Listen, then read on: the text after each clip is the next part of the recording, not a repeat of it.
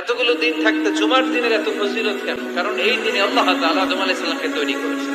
এই দিনে আল্লাহ তাআলা সাইয়েদনা আদমকে জান্নাত থেকে দুনিয়ায় পাঠিয়েছেন। জুমার দিনে আল্লাহ সাইয়েদনা আদম আলাইহিস সালামের তওবা কবুল করেছেন। এই জুমার দিনে আল্লাহ তাআলা সাইয়েদনা আদম আলাইহিস সালামের রূহ কবজ করবেন। জুমার দিন ছাড়া কিয়ামত অনুষ্ঠিত হবে? তাহলে জুমার দিনের আলাদা স্পেশালিটি আছে না নাই? এটা কি বানাইছো? ডাবলু। এটা ডাবলু? এটা ডাবলু, এটা আছে, এটা আছে। এটা ডাবলু বানাইছো? হ্যাঁ। আর কি বানাইতে পারো?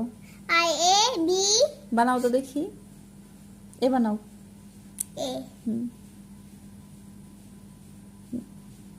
ওয়াও, মাশাআল্লাহ। তারপরে বি কিভাবে?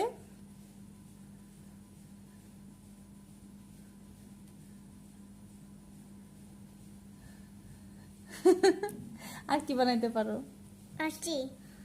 মাশাআল্লাহ, তুমি তো ভালোই পারো। ওয়াও।